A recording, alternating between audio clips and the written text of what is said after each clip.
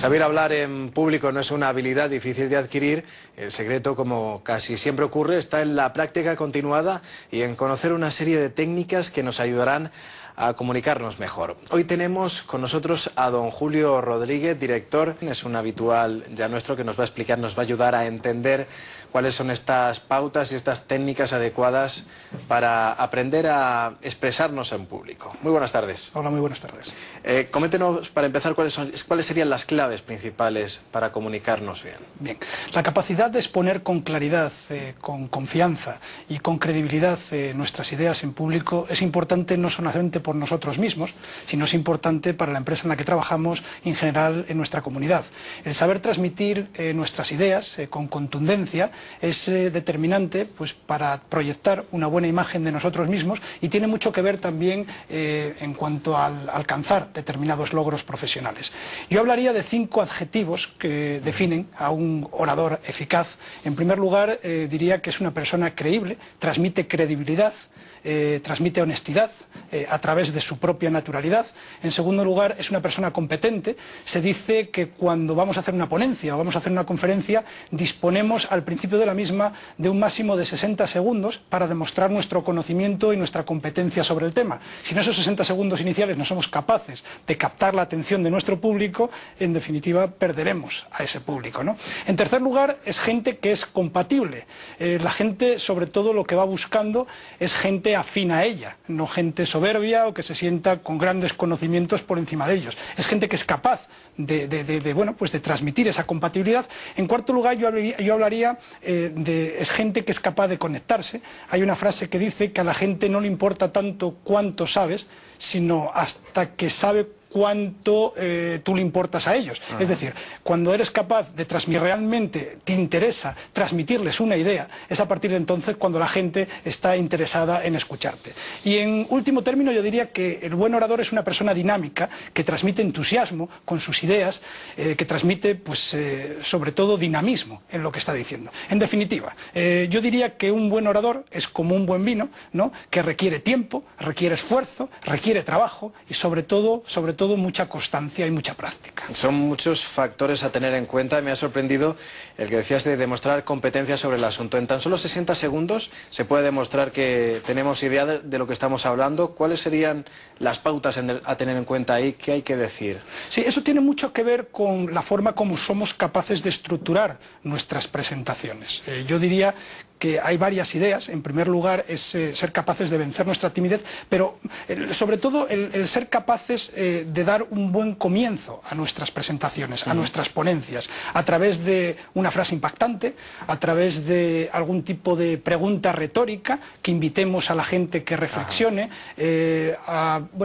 algún tipo de... Yo el sentido del humor trataría de manejarlo con mucho cuidado, pero en ocasiones los conflictos, al principio de una conferencia o de una ponencia, poner en evidencia determinados conflictos ayuda también a captar la atención de la gente. Si tienes oportunidad de comprobarlo, normalmente en las películas, en los primeros 3-4 minutos, siempre surge algún tipo de conflicto que es el que atrae la atención del público. Nosotros lo tenemos que hacer en tan solo 60 segundos. Pues yo diría que sí, hay autores que incluso mencionan que en menos tiempo. Si no somos capaces de captar la atención de nuestro público en un periodo tan corto de tiempo, lo perderemos. Cuando tenemos que exponer, quizá en una reunión importante, quizá en una junta de accionistas, nunca vamos a saber a lo que nos vamos a enfrentar, pero es muy importante mantener los nervios de acero. O sea, hay mucha gente que nos dice que en esos momentos de crisis se queda en blanco. ¿Cómo evitar esto? ¿Cómo evitar la timidez? ¿Cómo evitar que se nos vaya el pensamiento a otra cosa, quedarnos en blanco? Bien, hay una técnica que es repetir hasta la saciedad los comienzos de las presentaciones. Yo creo que los 2 primeros minutos de cualquier conferencia, de cualquier ponencia, de cualquier intervención, incluso como esta, esos 2 primeros minutos donde vas agarrando confianza en ti mismo son claves para hacer una buena presentación, ponencia o conferencia. Además es bueno que se nos vea seguro precisamente al principio, ¿no?, de nuestra exposición. Efectivamente, yo insisto en repetir, en repetir hasta la saciedad. No vas a tener oportunidad, practicar sobre todo, ¿no?, delante de un espejo, practicar tu ponencia. Un buen ponente normalmente es una persona que es capaz de escribir adecuadamente sus discursos. Un discurso o una conferencia bien armada requiere como mínimo un trabajo de 3 semanas. El comienzo insisto, el repetir el comienzo hasta la saciedad, la presentación de uno mismo, las ideas claves que vas a transmitir a lo largo de toda tu conferencia, esos dos minutos son claves también para conseguir esa tranquilidad, ¿no? Templar esos nervios. Sí, hay quien también aconseja algunas técnicas, ¿no?, de relajación. Sí, hombre, técnicas de respiración, hacer algún tipo de deporte, abstraerse, pasear, no embotarse, que sería la palabra que yo emplearía, en el tema, darle vueltas hasta el último segundo. Es como cuando estábamos en la universidad y teníamos que preparar algún tipo de parcial, ¿no? Digamos que los nervios, la relajación se consigue sobre todo a través de una buena preparación. Insisto, la preparación es clave para lograr una buena conferencia, pero esos primeros minutos, esos 10, 15, 20 minutos, media hora antes de tener que hacer tu conferencia, el dedicar tu mente a otro tipo de actividades que te relajen, que te ayuden.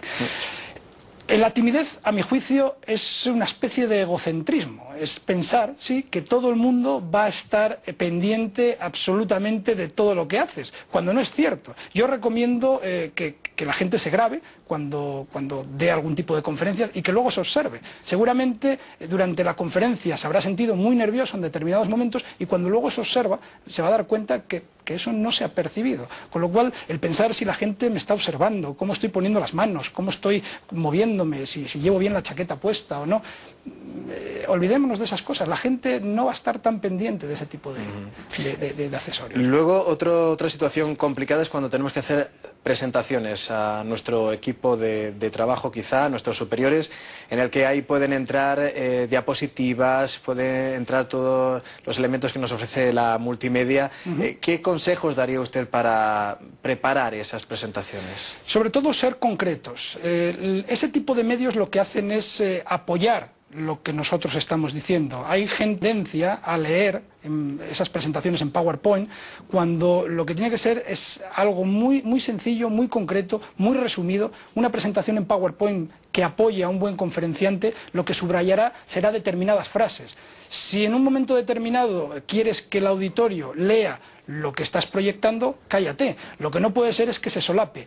Si tú en una presentación ofreces, digamos, una lámina sobrecargada de ideas, al final la gente va a dedicarse a leer lo que estás proyectando en lugar de escucharte. Yo ahí mi recomendación es ser tremendamente austero con el juego de colores, con el juego de imágenes, todas estas florituras, lo único que hacen es despistar.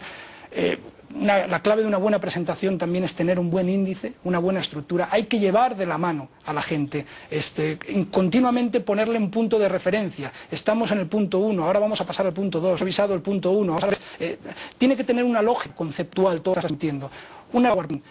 Vídeos en un momento determinado, algún tipo de música, pueden ayudar a reforzar ideas, a subrayar determinados conceptos. En otros programas ya hemos hablado de cómo estructurar nuestro discurso. Ahora me gustaría que nos centráramos un poquito en cuál es el lenguaje no verbal, sino el lenguaje que utilizamos con los gestos. ¿Cuál es la importancia de nuestros gestos para la gente? La importancia es clave. El impacto de un mensaje se debe a 3 elementos. Es a las palabras que estás diciendo, a la entonación que le estás dando a tus palabras y a los gestos, a los ademanes, a lo que se llama la comunicación no verbal. El 7% del impacto es la entonación y el resto al lenguaje no verbal. Podría poner algún ejemplo, teatralizándolo, como decir, me resulta interesantísimo lo que me estás contando, ¿no? En un momento determinado, las palabras, el 7% te están diciendo que me resulta interesante. Sin embargo, mi entonación están diciendo totalmente lo contrario. Y mi cara, en lenguaje no verbal, te está anulando totalmente el mensaje que te estoy diciendo. El lenguaje no verbal son muchos elementos, es desde la misma forma de vestir, el atuendo que en un momento determinado llevas, el movimiento de las manos, la posición de los pies, si tienes que estar de pie hablando, los gestos que haces. Insisto en la austeridad, en este tipo de cosas, que son las que ayudan sobre todo a que tu público se centre en el mensaje que estás transmitiendo en lugar de ese otro tipo de elementos, accesorios que pueden distorsionar totalmente lo que estás mandando. Pues subrayamos esa palabra, austeridad, en nuestras presentaciones. Nosotros le volvemos a invitar a otro programa para seguir hablando sobre comunicación y para saber cómo debemos de expresarnos en público. Ahora lo que vamos a hacer es irnos ya, se nos ha acabado el tiempo. Recuerden que mañana vamos a volver con más asuntos aquí en El Contrato, el programa que Intereconomía dedica diariamente al mundo de los recursos humanos.